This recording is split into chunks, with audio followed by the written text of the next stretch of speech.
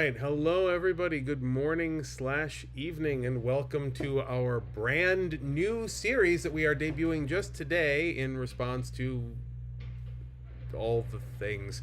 If you're just joining us, our regular scheduled Back to Basics is being temporarily suspended in favor of focusing on a little more pertinent issues of the day for most of us. If you're joining us now today for the first time, I am Pastor Don. You can see up here who I be and what I do. And I am joined, as always, by my magnificent friend and Chaos Goblin, Courtney Fraley. Howdy. Yay! We have audio, we can hear. The routing should be going just fine.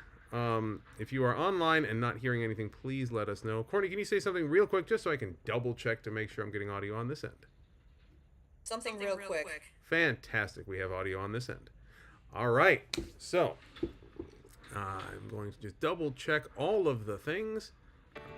I'm even going to go check out our live stream in progress and see if we are hearing what we should be hearing.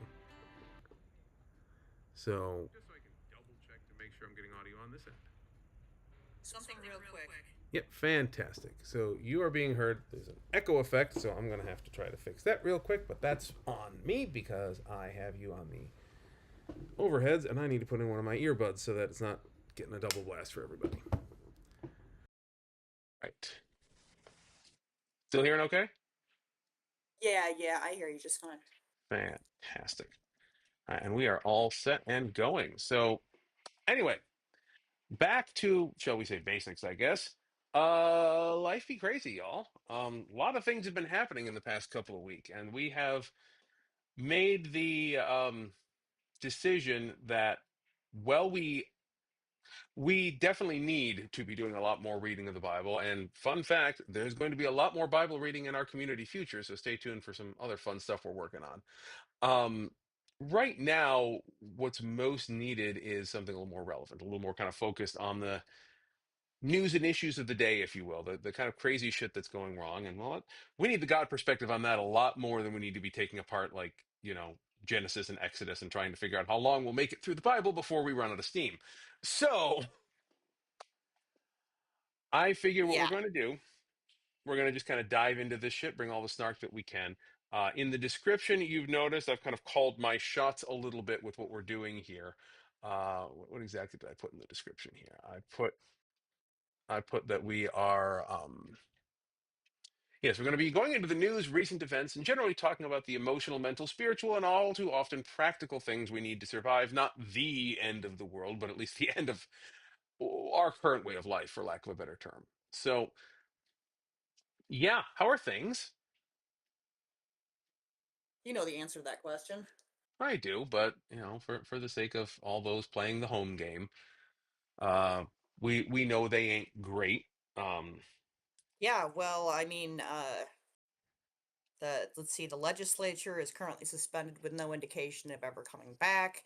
mhm. The executive is talking about like extending terms, and people are starting to go hungry, like en masse, right Mhm. about now. At the same time as Spray Tan Führer is building himself a ballroom, a gold-plated ballroom, Yeah, and I've been wondering about that one in particular. Like, what the fuck is going on with that? and Palestine is still being bombed. That ceasefire meant nothing, and Sudan is on the verge of collapse and is in massive famine, and Jamaica is about to be wiped off the map.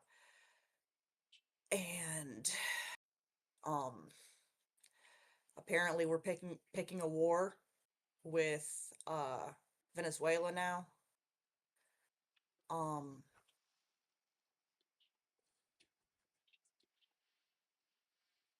Yeah, Yeah, it's good. It's great. that's a that's a lot. And I think we can set expectations right away with the fact that we're probably not going to manage to get through everything in a given live stream, especially with us still doing this every 2 weeks. There's not going to be enough time for us to talk about all of the things. Yeah, But we do wanna keep the Bible going at least, every other session. yeah, we'll try to do that certainly. But we also need to be talking about this shit. Yeah, And no, I it's know, I agree to it, it's just yeah, maddening. Anyway, yeah. For me at also least, forgive me, I'm getting over a bug, so I'm kinda yeah, I hear you. nasally sounding here and there. No, for me, I guess the starting point for me in the idea of what we're doing at least is the fact that, at least in my experience, within church communities, nobody's talking about this, or very few are anyway. Like you'll catch a line or two in an occasional sermon, even in the more progressive of spaces, but really just digging into this is not something that seems to be happening in a lot of religious communities, which kind of pisses me off because the religious communities should be the ones on the front lines of this shit. It's because the people on one side don't care about separating politics from church. They'll just, go as against the Bible as necessary to get their freaking political point across. And the other side wants to make sure that everyone feels welcome and Hmm. doesn't want to keep someone from the other side of politics from Yeah. going into their church and all that. Like, Well, I'm gonna throw that line out there right now that you just mentioned, which has been for our own community a calling card of sorts. The idea that everyone's welcome. Um, Mhm. how hard do we stump for that when fascists and MAGA folk are involved? How hard do we stump for everybody's welcome? What do you think?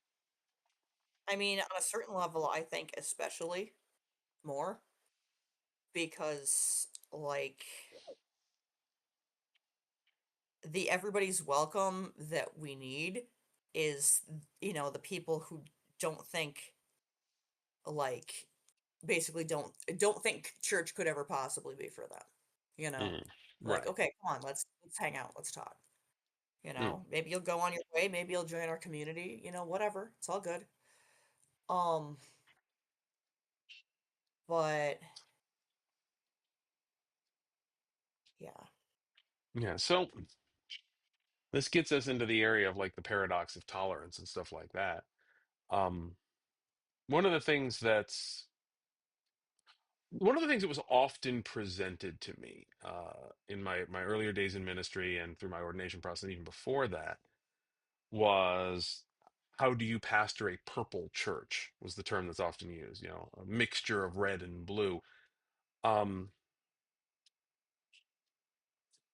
I at the time turned a head or two because my answer was quite simple: you don't. You pastor a church. And where people align politically is irrelevant to that because you're not there to preach politics, you're there to preach God.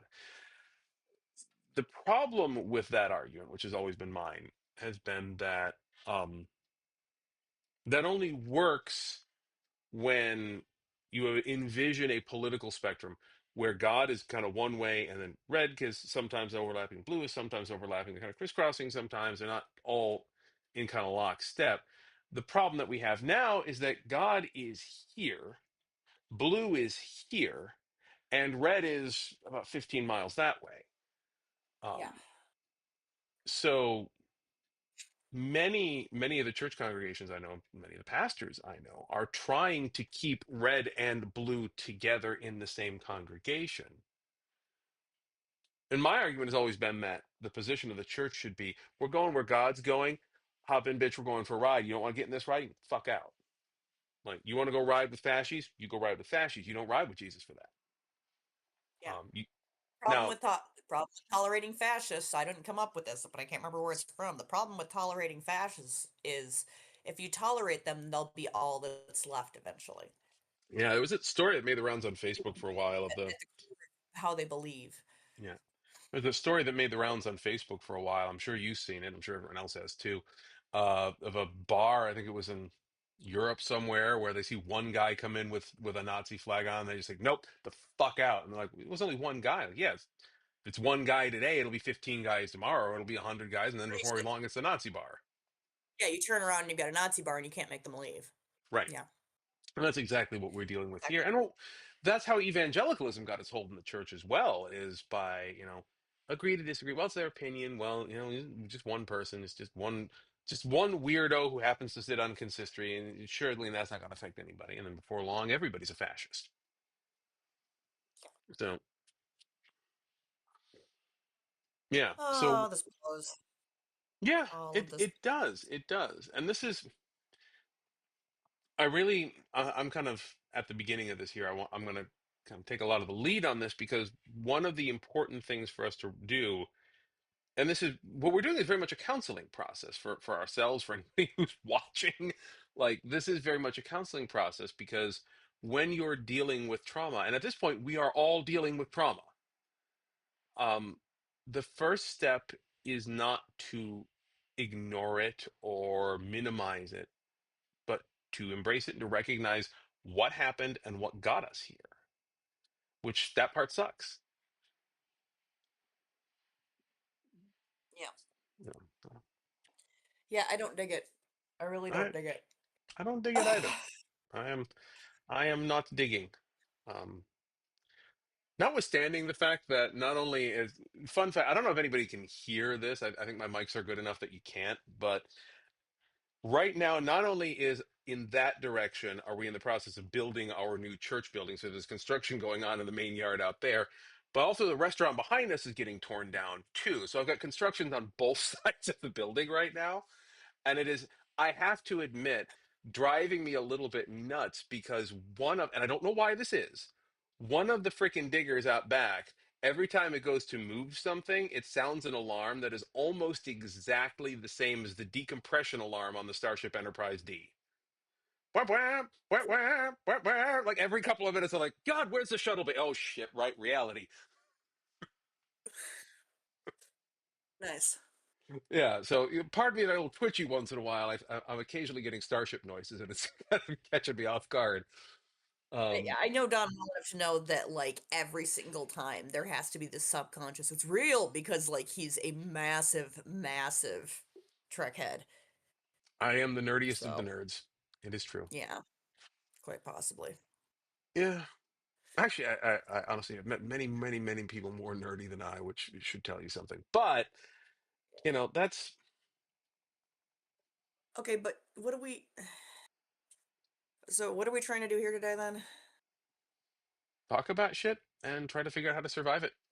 That's pretty much the mode we need to be in right now. The fairly good advice that I've seen in places online is to effectively gray rock the world around you, like What does that mean? for the time. Well, gray rocking is a concept for dealing with like people with very low emotional intelligence, dealing with like emotional abusers, dealing with narcissistic people, stuff like that. Gray rocking is basically just making yourself as uninteresting as possible. Hmm. So, like with a person, it would be a lot of just little, yeah, no, okay, uh-huh. Just like short, brief little responses. Don't volunteer information about yourself. Don't make your answers to anything interesting. Don't be obvious in the world Hmm. in like any way. Gray rock is the least obvious thing. Yeah. It's just there's 80 bajillion of them. They're everywhere. Um Social gray rocking is effectively the same kind of thing. Like, don't get involved in stuff, you know, uh, just sort of quietly pull back. And this is effectively supposed to be advice for if you're concerned about being targeted Yeah. in particular. But yeah, it's also, if you're preparing to try and flee, Hmm. um, stuff like that. I've seen it in good context, honestly, online, but also it's like I'm like, I can't do that. I don't think I want to do that. Like, there's a big part of me that does, but that's incredible. I can't. You know me. Anyone who knows me, Right. I Right. can't help living authentically. It's literally beyond me. Yeah. Um, I'm actually gonna take a piggyback on that because there's an approach that I've been using, which will harken back to something you said just a moment ago about me being the geekiest of the geeks, or the nerdiest of the nerds, or the dorkiest of the dorks, however you prefer. This is one I've been discussing this actually with my children, believe it or not, who are similarly dorky. And it's what I like to call know your role. So gray rocking is a good technique. I like that. That is functional at certain times. But I tend to think of dealing with the situation as not unlike running a dungeon in your typical massively multiplayer online role-playing game. For those of you who don't know, big Final Fantasy 14 fan here, and I am not nearly as big a fan as our dear friend Steve, who is also Explain on the for leadership. You're What? gonna have to explain for, like, at least half of the people listening what running a I dungeon is. fully intend to. Don't worry. Mhm. So in these situations, you got a group of people trying to accomplish an objective, typically fighting through monsters and doing whatever the hell else you do in a dungeon. But they each have specific roles. Um, and you've got your damage dealers, what we call the DPS. They do damage. That's their role. And they kind of do a lot of the gray rocky stuff. Their goal is to reduce their visibility to the bads and stand in the back and do what they can to do as much damage as possible, but without attracting attention. But there's two other roles that are also present in that situation as well, that of the healer and the tank. Now, the role of a healer is, well, exactly what you might think. The healer is the one who goes around and helps people, who is visibly out there healing, helping, rebuilding, Debuffs. restoring, putting up shields, putting up debuffs, the whole deal. And then you've got the tank. And the whole purpose of the tank is to be basically the violence equivalent of a pick me girl. You stand there in the middle and go, look at me, over here, hear me, right in the face, punch me in They my need to be able perfect jawline. they need to be able to absorb a lot of damage in order to do their Right. job. They have to have a lot of hit points. They've got to have a good hit points is how many times you can get hit, is like how many times you can get hit before Yeah, you die. high health, They need to have basically. They need to have a good armor class. I get armor class is how well you're able to defend Yeah, yourself with like physical additions. They need to have a good defense. I mean, I'm doing it D&D yeah, style now, but they need yeah, to have a D&D stuff. But defense. regardless, to simplify, you basically, to tank, you have to be able to you have to be able to take a lot of damage. Um, Yeah, Now, where it gets interesting from a mechanical standpoint is that all of this is a calculation around what we gamers call aggro, which is the mechanic of how much attention you get from the bads. draw And aggro. what draws the most aggro in a dungeon is you would think it'd be doing damage. It's healing. The healer draws by far the most aggro. So if you're in a group doing a fight and you cast a healing spell and nobody else is pulling aggro, suddenly everybody's looking at you sharpening their knives, going, "Oh, I'm gonna get that motherfucker." Um, which is very much like real life. Which is why both of those roles are very important because it's the tank's job to cast the various spells and ability that drive their aggro through the roof unnaturally, so that everybody's like, "Oh, look at that flamboyant jackass! Let's go get him instead." And so the two of them kind of work together to, defend and to heal while the damage dealers are doing their work.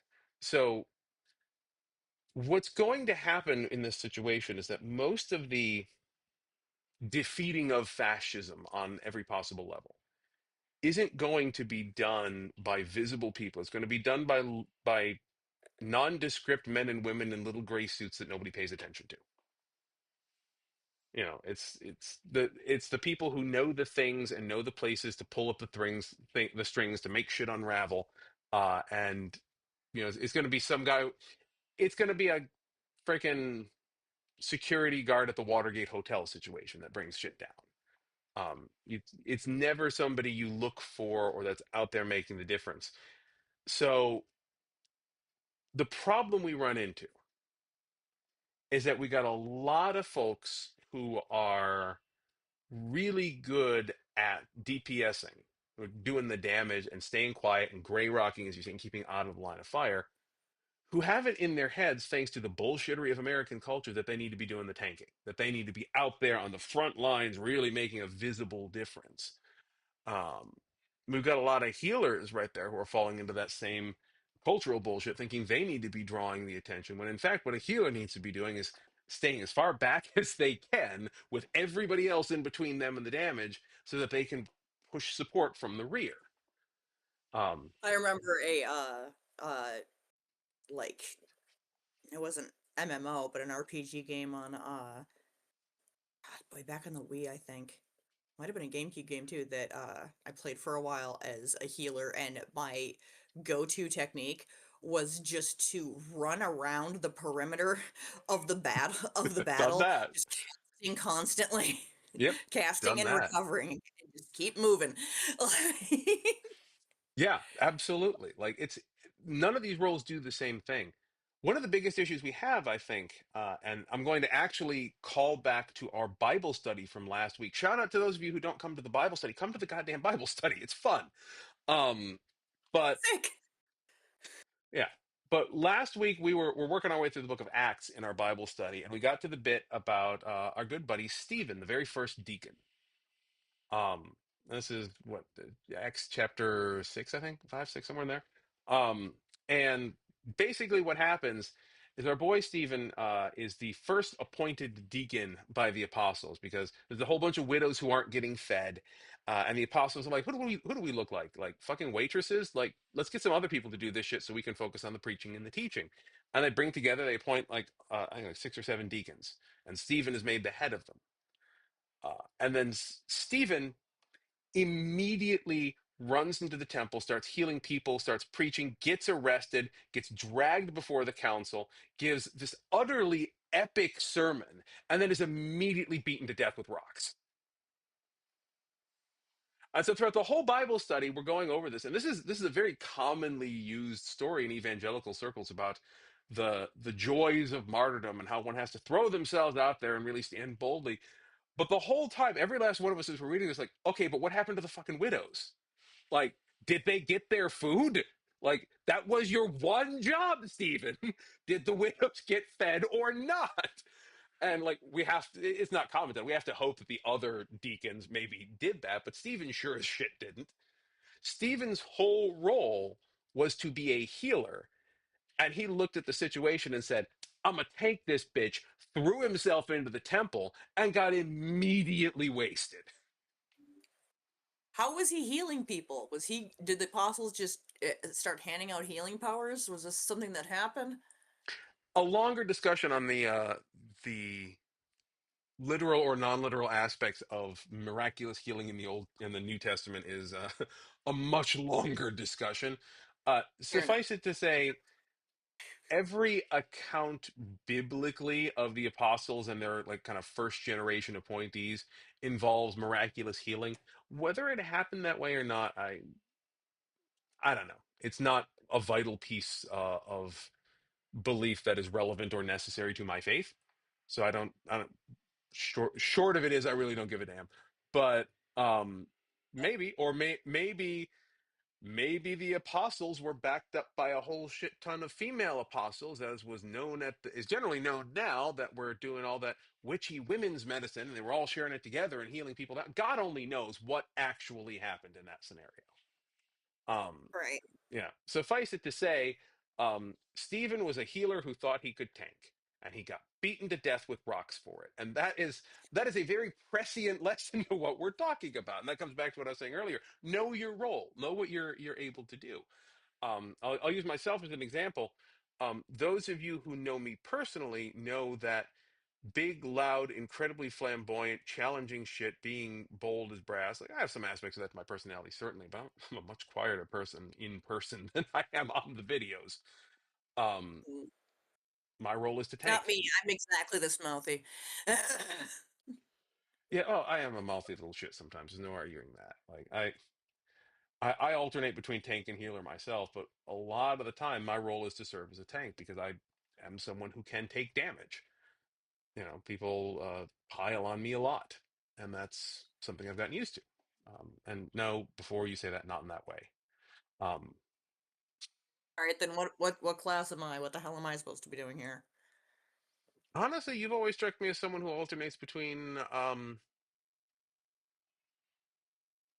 yeah, I would say I'm a you're, fucking bard. I'm useful in ways that aren't always easy to articulate, but yeah. There's always a bit of overlap between class. You strike me as, to use it in Final Fantasy 14 terms, an Arcanist. And I no love. idea what the I, fuck is. I'm gonna explain it. Give me a sec. An Arcanist is one of my favorite classes in Final Fantasy 14 because it's the summoner class. You summon a cute little carbuncle, and then it turns into other things, and yeah, you're summoning shit. Um, but at level 30, you get to choose which direction to go with it because at level 30, you get your job stones, and then your class evolves into something a bit bigger. And the Arcanist is the only one that has two paths. It can evolve either into a summoner which is badass, lots of DPS. You're summoning dragons, everything's on fire. Um, That's what Steve plays, right? at this point, Steve's leveled up everything. So, he does all the things.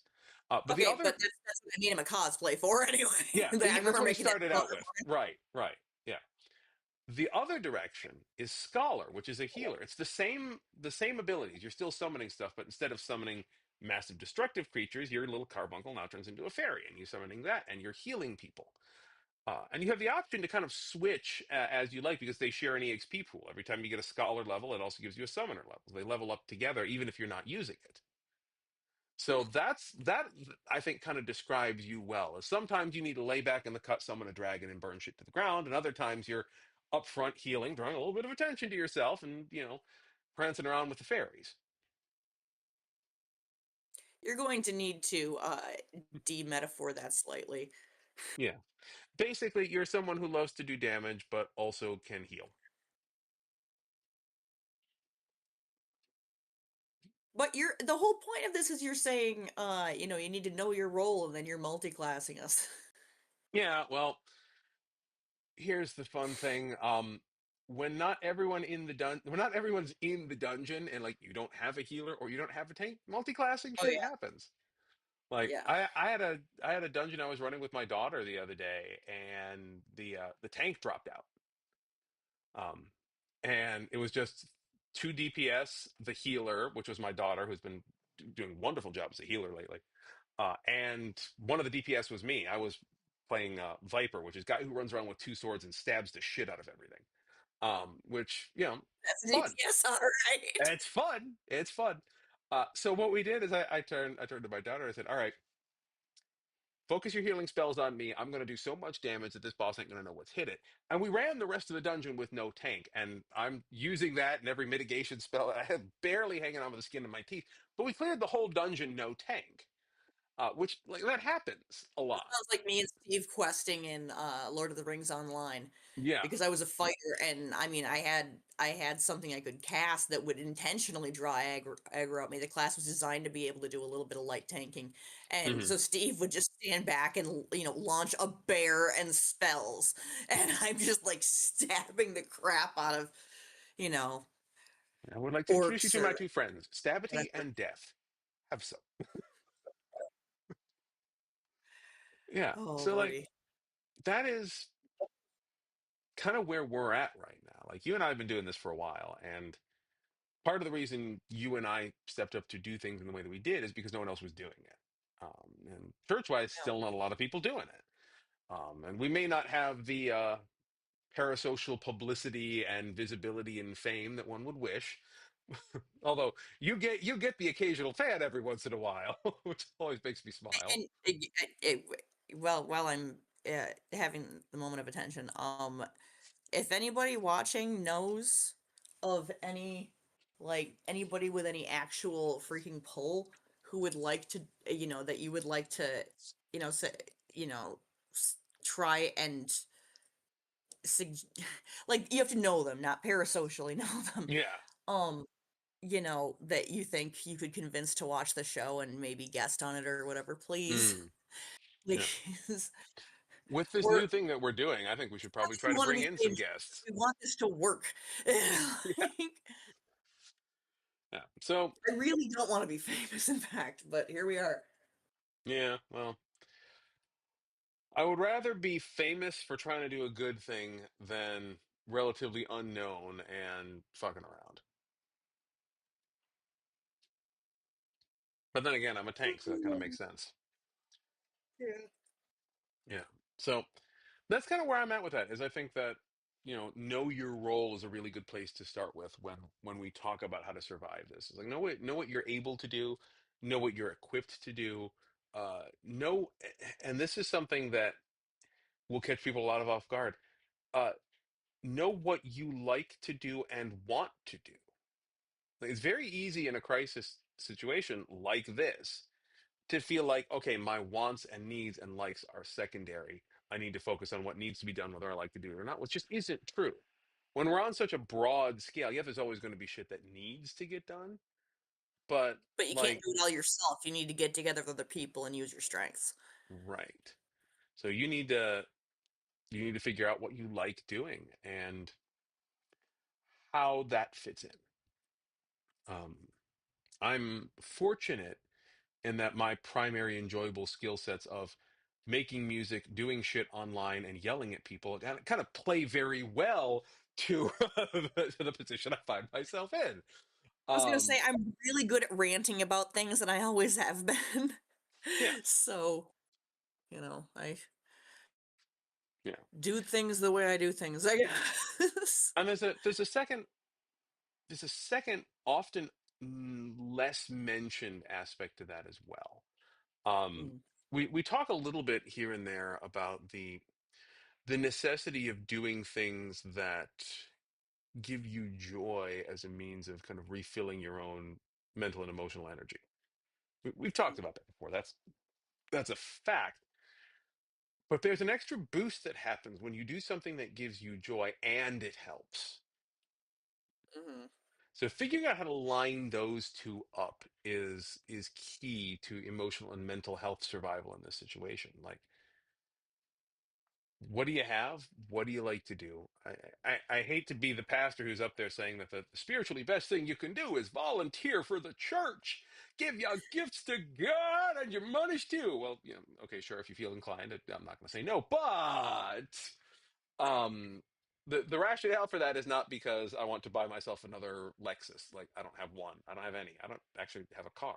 But um, the point of that is you need it. Like, you need to find a way to use the gifts and things that bring you joy to help others because that gives an emotional boost, a very necessary one.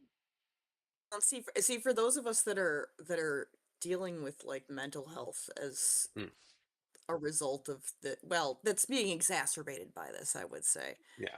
Um, wh- what makes you happy starts to become a very short list, and it Mm, doesn't work anymore. The yeah. anhedonia is real. Yeah. Like, Yeah. um, I feel that. it's why, on the intake questionnaire when you go to the doctor, at least that's a thing where I live, it asks, you do a quick intake questionnaire that's like a depression Mm, screening. yeah. And one of the things it asks is, have you been unable to find joy in things you normally find pleasure in or whatever. Right. Um, yeah, and it's like, man, shit's rough. It is. It Um, is. And there's the a helplessness, the feeling of helplessness, the feeling yeah. that no matter what, I mean, again, I think one of the big points we're making this session is basically you cannot do it all by yourself.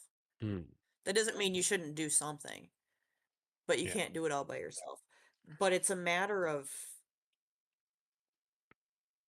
this country is so big and this world is even bigger. Mm, There are so many fucking people. Um, I It's kind of impossible not to feel a little helpless.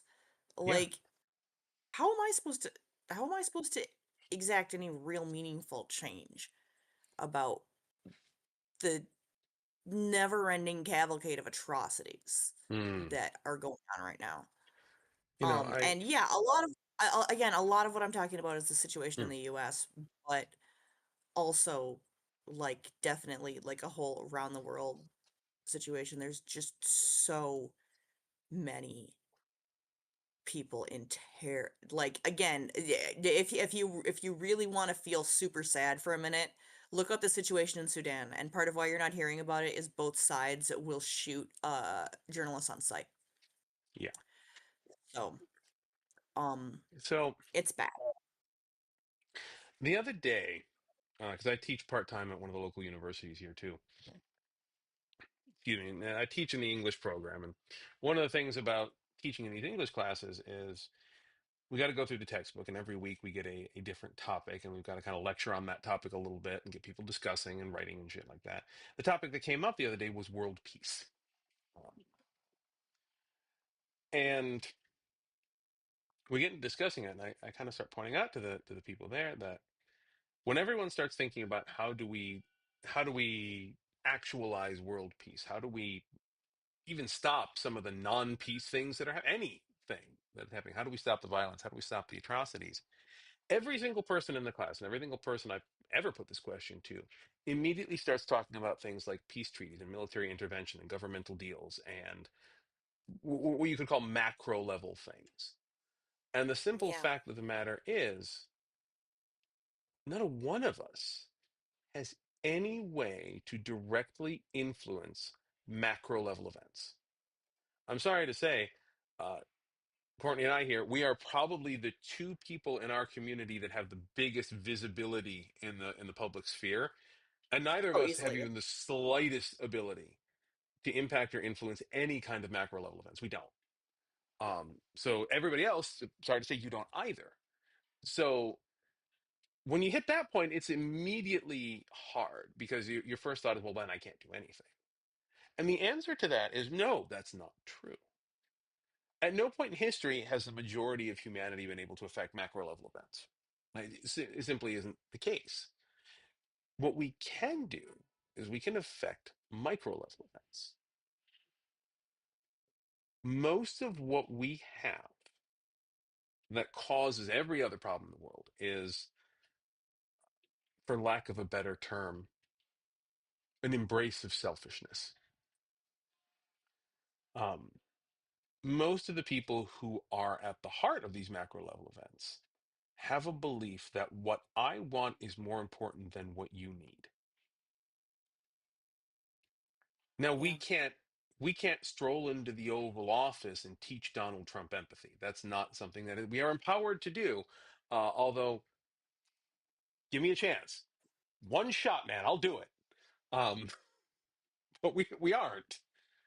But what we can do is we can practice that empathy with the people around Sorry, us. this is you said walk into the Oval Office and teach Donald Trump empathy, and the montage that played in my head it would get me subpoenaed. Okay, I only have one question about this montage, and I think I already know the answer.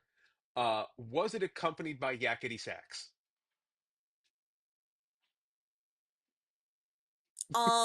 No, it was Damn. more like opera music, and you know the scene in Office Space where they Yeah, go yeah. nuts on the printer? Hmm. It's Oh, so funny because like hearing the way that I talk and the stuff that I mouth off about, like I feel like there's probably people watching this who think I'm like this is not a slight necessarily on these people, but who think I'm like a like Black Flag Antifa, which go for it. If you were making your mission in this world to punch a Nazi in the face, let me buy you a drink. But no, that's not actually. I because don't. it's not your I don't. role. Huh? That's It's not your not my role. role. No. Yeah. But no, like we don't impact the the macro level events at all directly. But what impacts the macro level events are the micro level events. And so this is something we don't tend to see because big patterns are kind of shitty things for humans to try and understand. But like the things are the way they are globally because of the way they are locally. Evangelicalism, as a parasite, for lack of a better term, is where I pin the blame for a lot of where we are now. And it did have a lot of political influence, but it didn't manage to win the fight in the United States solely by controlling the political institutions. It won the fight by insinuating itself into our communities, teaching our olds that Fox News was the only reliable source of information, that their children were liars and grifters, that the community was out to get them, that immigrants were the enemy. That the destruction of empathy was the primary function of evangelicalism. And once it had broken that back, the political machinations were easy enough to pull off. So that's where we need to be fighting back. It's really easy to want to get out there and protest, and you should, and fight back against the institutions and get yourself arrested. And like a colleague of mine, David Black, that I went to seminary with, got shot in the face by ICE a couple of weeks back. Yeah. That was all over everywhere. Fortunately he's okay, but you know, Oh those my things god, are I just realized important. I was gonna have to ask you which pastor who got shot in the face by ice are you talking about?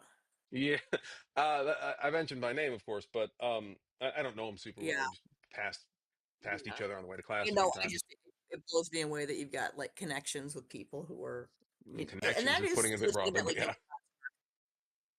but I mean, yeah. that is, again, doing God's work, showing up in your collar. Optics matter, unfortunately. There's a reason But why every showing time up I'm in the pulpit, I'm wearing the damn thing. but yeah, showing up in collars to Hmm. non-violently call out oppressors and speak up for the imprisoned. Yeah. Like Those things, Jesus. You know? And, those things like, are important, and we're stuck in the middle of my caveat here, so I apologize, but no, I'm never going to continue. take those things down. They're important, but Yeah. the grand majority of us, look, honest truth time.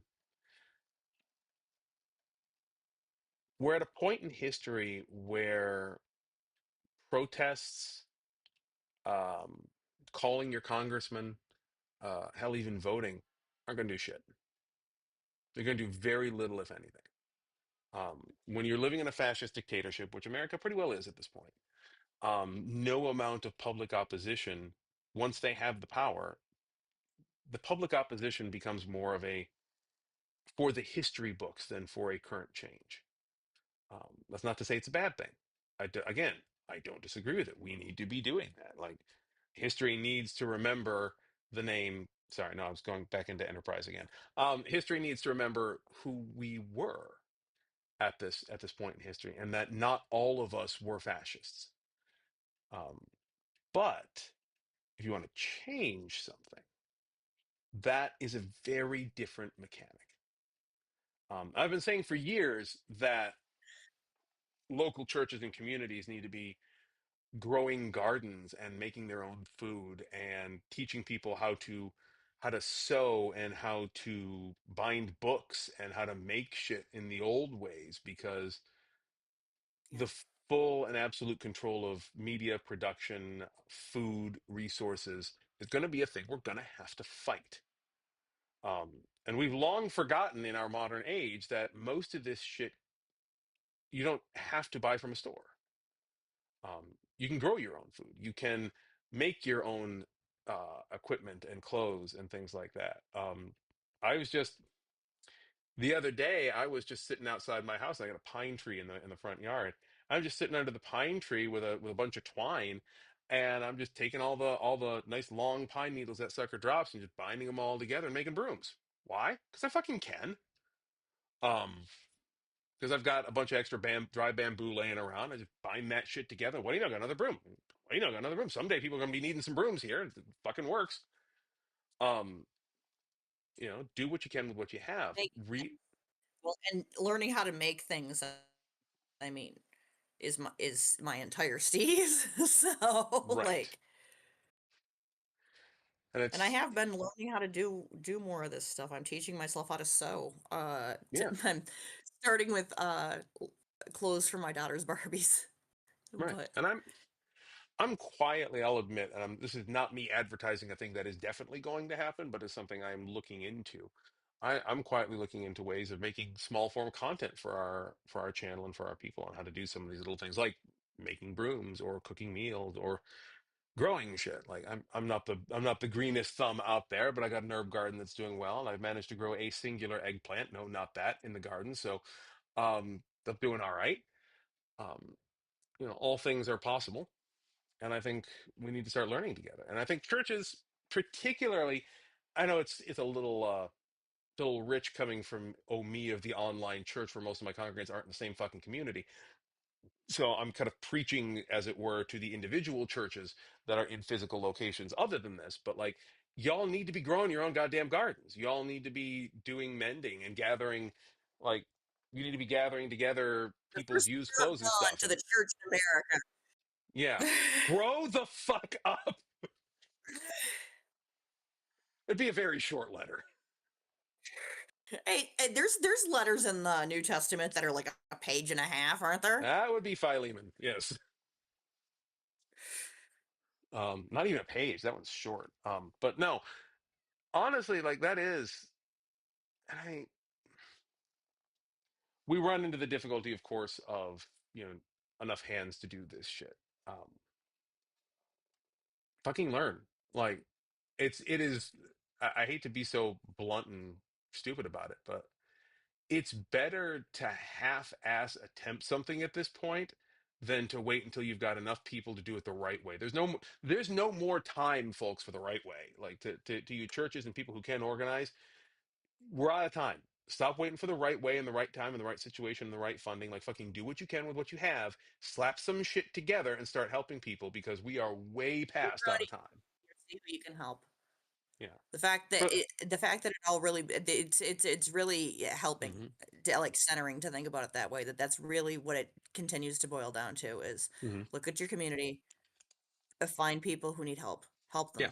them. hmm Find ways to help your community overall. Find Yeah. ways to help people help themselves. And do it in a coordinated Share, way. network. Like and this is why, not just because I'm a pastor, but this is why I really do stump for the remaining functional churches to be at the center of this. Because, well, here's the thing you may not know if you grew up in the evangelical influenced church of the 90s and 2000s, but churches were originally built to be community operations centers. Like physically, geographically, institutionally, and organizationally.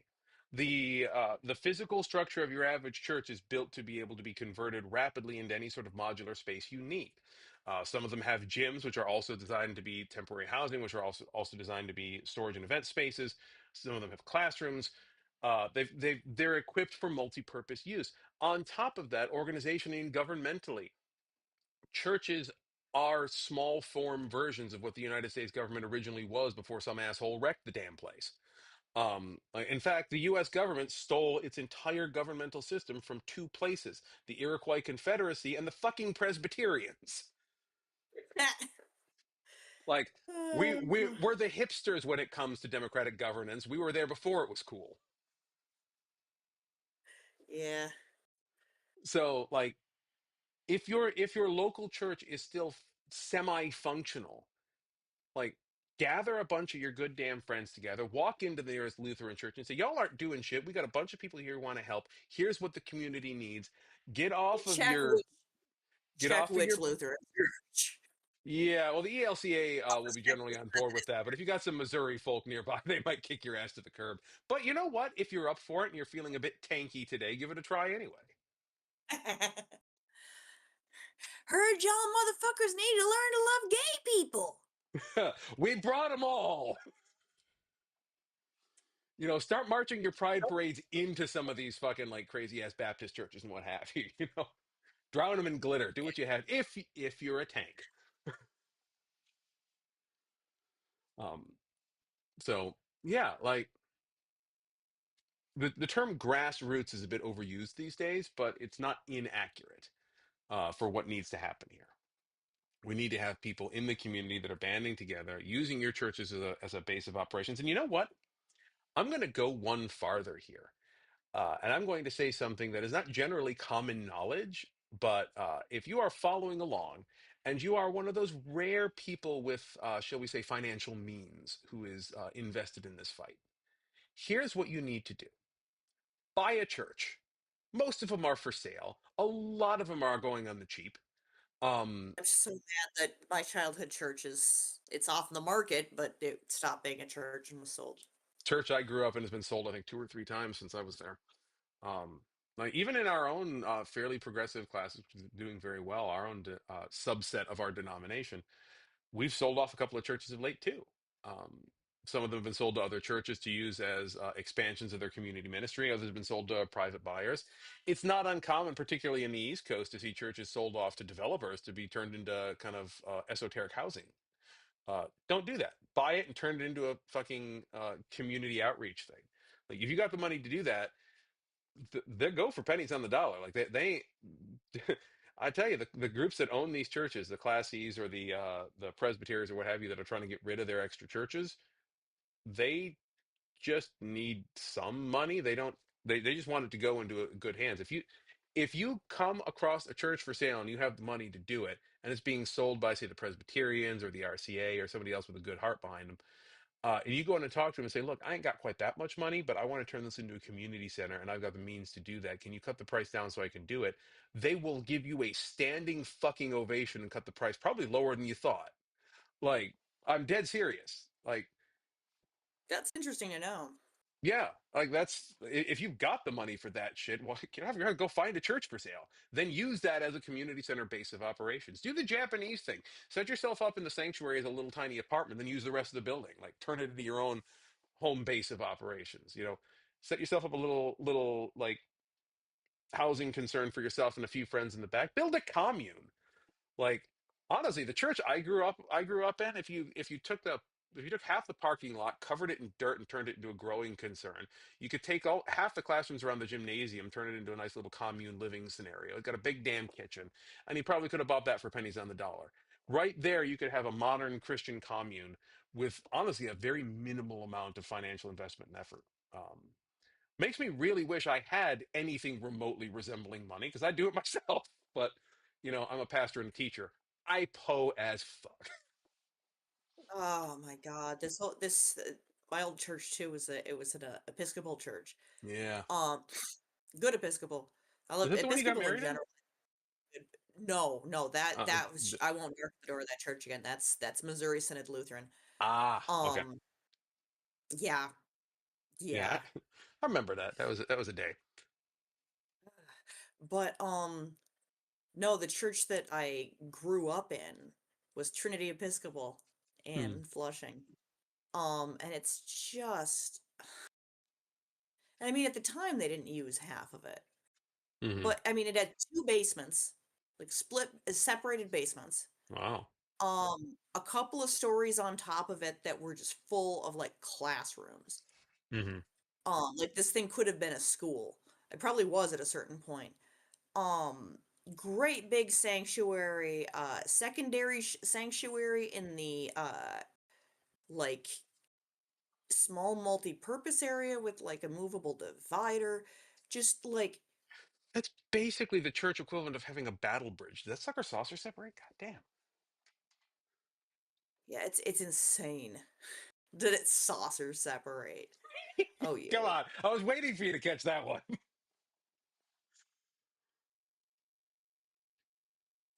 But yeah, like Mm. I say this in exactly two directions. One, See, I gotta uh, look up how much it sold for. yeah. I say this in two directions. One, at those outside the church who are just thinking now about, "Oh, I should buy myself an old abandoned church." And two, at those who are in the church and have these churches and aren't yet abandoned. Think of what you can and should be doing with a property like that. Like, if you are a church community and you still have one of these properties, put it to use. Like, I'm not even joking here. Like, I've worked with so many churches over the years that are down to like 10, 15 people, and they're like, well, we can't do anything. I'm like, it takes one or two of you to roll out some dirt and grow some fucking food. Like, if your congregation is down to 10 people, you still got enough to grow some food. You still got enough to gather clothes and run if not run a thrift store, run like at least a clothing bank for folks who need clothes and don't have money anymore. Build a food bank. Like, these very basic things cost very little and are very easy for churches and communities to generate with the space that they have. Or you could sell your space to try and make sure that you keep, I don't know, running Bible studies, whatever a lot of these dying churches are doing. Right? Yeah. Fun fact that a lot of these dying churches don't realize: you can actually study the Bible while you're doing gardening. You can have a Bible study while you're folding clothes for the thrift store. You can do two things at once. We're humans. We can multitask. Like, you can study the Bible and live the damn thing at the same time. You don't have to do one or the other. But yeah, so Oh, that's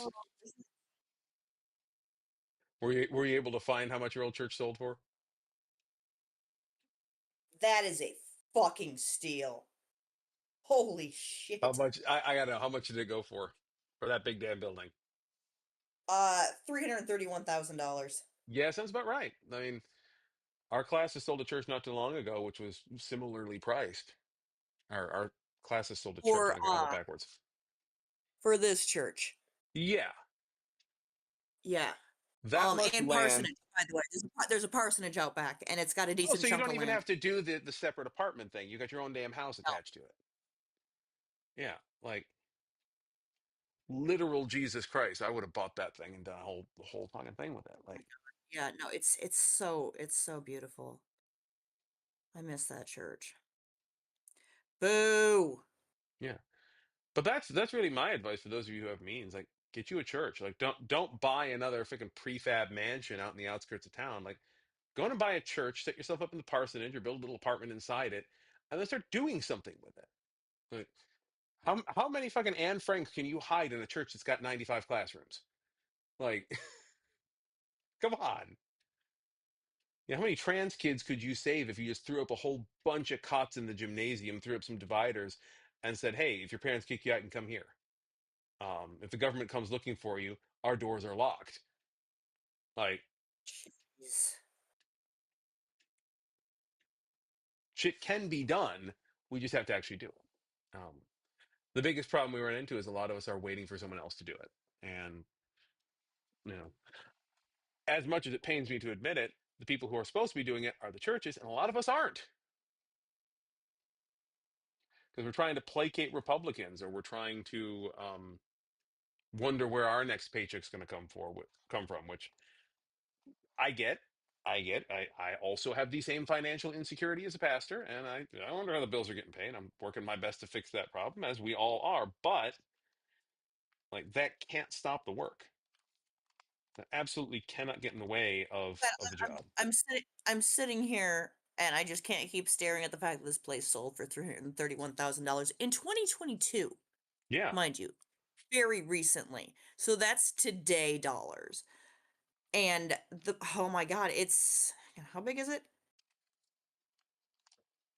Uh 7,500 square feet. And I don't know that that counts the basement either. Like yeah. So like, the fuck are we doing, guys? Like, an acre. Good Lord. It's insane. No, mhm, I mean, you're absolutely right though. It really should be just we should be focusing on community building. yeah, that is Um, ironically it has always been the answer, and this is where the kind of progressive side of the church has kind of lost its way. Is that we've been so focused on the macro level shit and how, which is important, that a lot of the community building has been being done on the right hand side of things. Like, look at your average Trump supporting church. A lot of them take care of their own in very particular ways. They're very yeah, hostile to anyone they don't see as quote unquote their own, and they use massive cult control tactics to make sure that you stay in line, and they, Scientology the fuck out of you in a lot of ways. But um, they are doing the cores of community building within those bounds. And if those of us on the left, for lack of a better term, see ourselves as the everyone else to their isolationist hell of only a few specific types of white people, we have to be doing that same broad community building as well, except open to everyone. Like, that's what needs to be happening. yeah. So if you don't have access to that kind of community building, you can do it digitally and join us here at Unfinished Community, I say in my NPR voice. Well, we haven't made it an hour yet, but I think we've covered some good ground. What else should we cover with what do we got? Like 15 minutes? Yeah, I think this is some pretty good ground to have covered. And I think I do want to take a minute and bring it back because we've been talking somewhat bigger about like buying churches and community center work and shit like that, which I'll admit is largely a continuation of Don's letter to the church in America, as you so well put it. Um, so I imagine then for the individuals who may be watching this thinking like, well, I don't own a church, nor can I buy a church. What the fuck am I supposed to do? Right. Um, I want to bring back to my original point. I had an occasion this last week to preach a sermon at a somewhat more rural high school up in the up in the mountains just outside of Osaka. The hell of a trek to get up there. A friend of mine is the chancellor of that particular middle school, high school, and asked me to come out. And the sermon I preached was on a somewhat obscure passage in, I think, First Peter. But the basic gist of it was exactly this: what do we do in times like this? And the example I used was from when I was a kid, and it's no secret that when I was in school, elementary school, middle school, high school, I was a victim of some pretty insane bullying. Violent in the extreme. I got stabbed a few times. And so I started with one of the more heinous examples of this, which was when I was only in second grade. And I didn't give these students the specifics of what happened, but I'll tell you guys, the bully basically jumped me at the crosswalk and threw my ass into the street and was trying to hold my head under passing cars. Um, it was a bad time, bad time. Thank God he did not succeed. Um, when the dust settled, I was given the option of whether or not to press charges. And I was told by those who were involved that if I made the decision to press charge, and again, I'm a second grader, that this would probably see this man getting sent to juvenile detention, if not to straight up jail, because that was some shit. And we were still in a period of time in which the systems and structures of the United States were at least somewhat more reasonable than they are now. Um, and I had to think about it, and I prayed about it, and as in as much as a second grader can be said to do so, and I made the decision to not press charges in the kid. Um, Yeah. And the reason I did that was because at the time, all I could imagine was how scared that kid would be to be away from his mommy and his dad. And I've come back to that decision I came back to the decision in the years that followed because one would expect that this is one of those turns out like those kind of feel good God stories where the guy turns into my best friend. He kind of chicotes to my Paris, and he's suddenly got my life in his hands and he fights off the bullies for me. No, the man kicked me through a set of doors and down the stairs the next week. His friends all made fun of me. The rest of the class called me a weak and a wimp for not doing what I could. He made my life a living hell for years to come. um Which is it stupid because couldn't you then decide that yes, you did want to press charges? No, the decision was made. It was done. um I wrestled with that as a kid for a while, and as I came back to it as an adult as I was preparing for this sermon, that decision that I made there, with all the intellectual rationalizations of a second grader, I come back to as an adult, and I still stand by it. I still think it was the right decision for different reasons. I come back to it now because I think if more of us did that kind of thing, if we started from a position of accepting that the right decision will cost us, that the graceful and the kind decision will cost us, and we're willing to pay the price for it sometimes, even if we don't reap the rewards of it. We got a funny thing going where a lot of us, particularly in progressive sides, we want to make the good decision, but we want to get the applause for it. We want to get thanked for it. We want to get cheered for it. We want to get a reward for it. We want to get something for what we did. And the worst part about it is the right decision, like the truly right decision, uh, often, particularly if you're on the Jesus path, the right decision doesn't often come with rewards for you. It often takes a cost for you. Someone else gets the rewards of your decision. Someone else benefits from your choice. If we all did that, everyone benefits. But somebody's got to start first.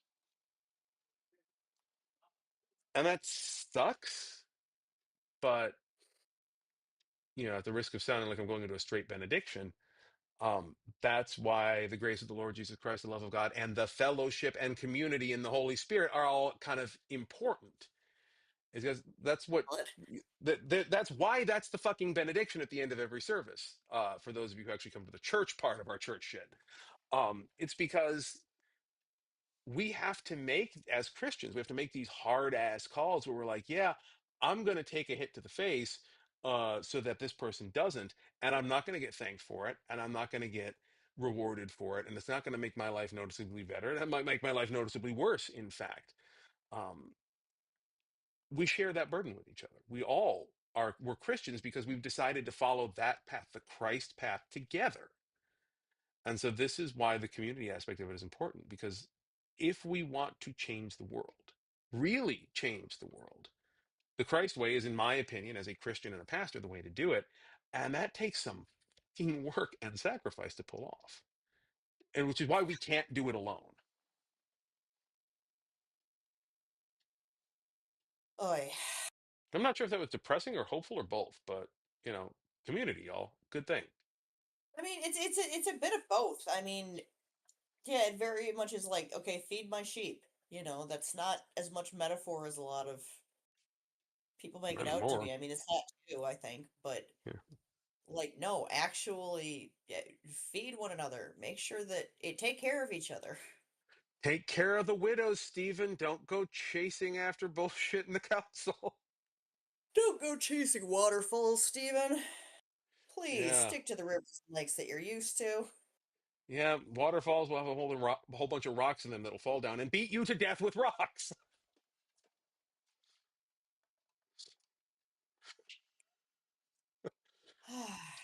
Yeah, so that's kind of where I would I probably just end. feel bad 'cause I feel like my cup is run dry this evening as far as having any level of inspiration for people. Yeah, I'm like, no, and I don't that's know. fair. Like, and this is, I got to be honest with you guys. It would be very easy to see, the pastor up here preaching this shit and to think that, man, that's a person who's always got it in to really help out with the shit. And I had to tell you, Nope. my cup runs dry a lot lately, for a number of reasons. But I thought about this for a long time. But you don't need a full cup to help people. Like it's one of the lesser known, usually bad but occasionally necessary lessons of our parents' generation.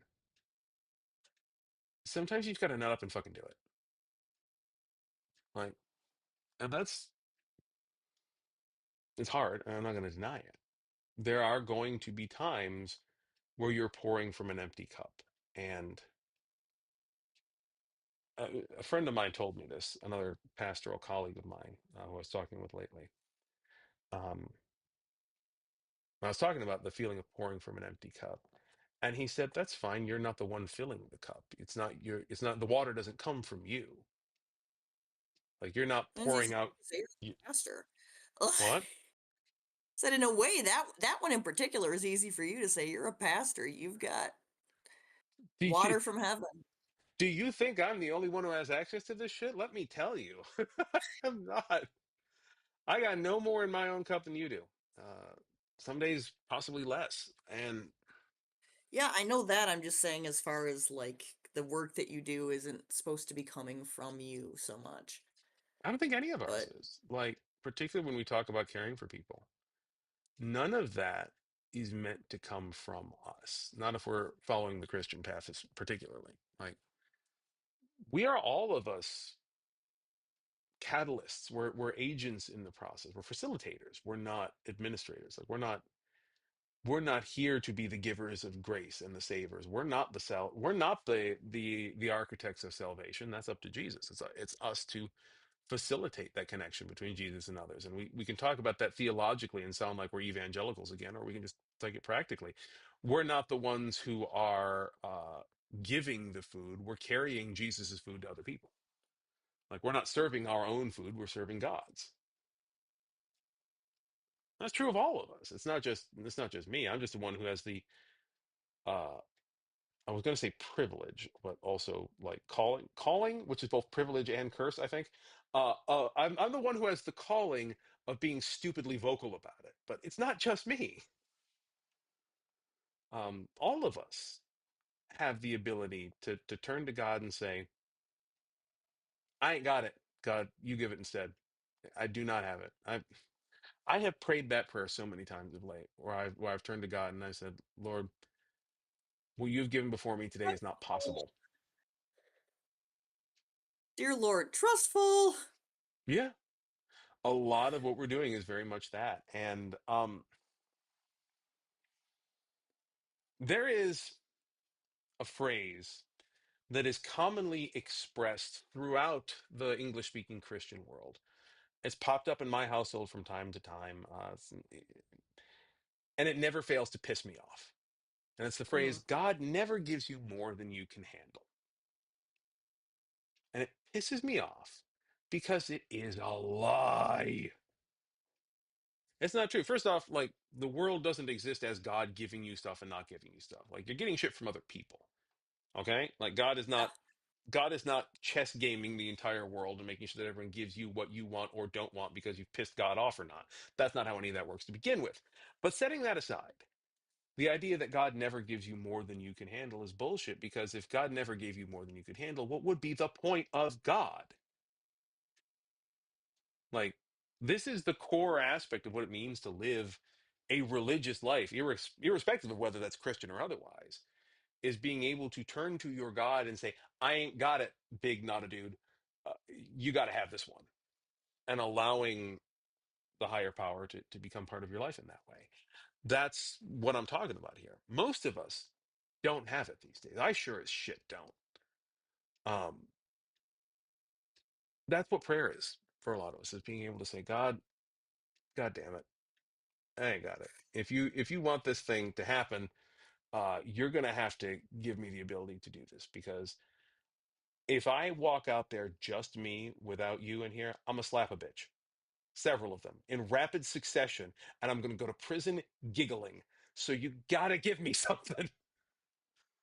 Like th- that's that's what prayer looks like for a lot of us these days. And I cannot stress this enough. Absolutely okay. Here's our lamentations as well as our praise. Yo. And that's where we draw strength from is a God who looks at us and says, the situation is what the situation is because of people. It's not because God has dictated it. It's not because God has decided that you're going to have a shitty day today. It's not because God killed someone you love or made your wife leave you or like made your children angry or cost you your job. God doesn't do any of that. God gives you what you need to get through what other people do to you. And that's what we need to rely on. Scott, is that you? I am still recording. Sorry. Sorry, he's getting all Halloweeny on me. All of a sudden, the door's just making these I noises. hadn't heard from you in downstairs in like an hour. I thought I was safe. I'm so sorry. I'm just not the loud one this time. I don't have the louds to give. I'm so sorry. Nah, I'm all loud today. And like always, but at me. It's all good. We'll be But wrapping it that's up in a minute. yeah, Happy that's probably a Halloween. good place for us to tie it off anyway. Yeah, that's probably a good place to end it. All right. So we didn't really have anybody in the chat today, which surprised me because we're usually a fairly active chat when we do these, but you know, a lot of comments down there, but that's all right. I'm assuming a lot of you guys are going to wind up picking this up on the flip side of shit. So those of you who have and or are following along later, if you're not a member of the community, come join the community. Like these conversations are happening a lot, and we are, I think, good people, fun to talk to. We're gonna Right.